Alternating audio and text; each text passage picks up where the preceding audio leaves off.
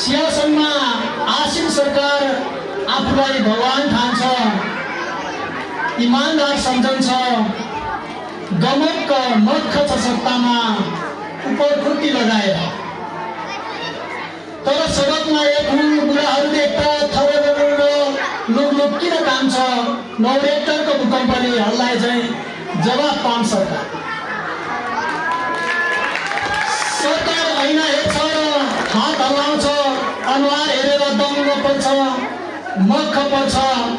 सिंहासनमा मेरो राजधानीमा, तर हामी गाउँले पाखे गन्दे लठुवा किसान केही नजान्ने मूर्ख गाउँका बस्ती खुम्का र ताकुरीबाट देखिरहेका छौँ सत्ता र सरकारको रक्ताम्य अनुहार।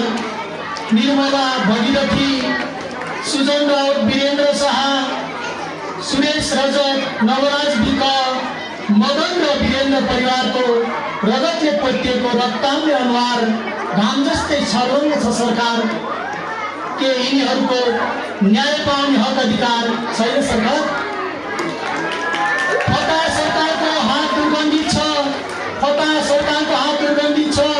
नपत्याए हत्केला हेर, तेरो हत्केलामा निर्मला भगीरथीको घाँटीको दाम छ। तेरो लिङ्गमा योनिको रगत अझै प्रमाण के दियो सरकार? जवाब पाउन सरकार। माथि पैकी प्यारी सिन्दुर लाउने हिम्मत खै? मार्न त मदन 50 मै मारिएका हुन्, तर उसको लासको गन्ध किन आज पनि उस्तै छ सरकार? सिंहासनको सत्ता सरकार सिकारी चितुवा जस्तो झम्टी झम्टी सिधा साधा जनावरको हारा गरिरहन्छ।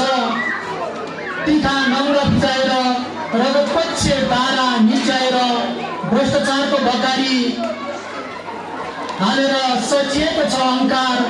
घमण्ड र कर्तुकहरूको काण्डै काण्डको पगडी गुथेर पशुपति नजिकै सिंहदरबारमा बस्ने डन बनेर न्याय र सुशासन यही हो त सरकार।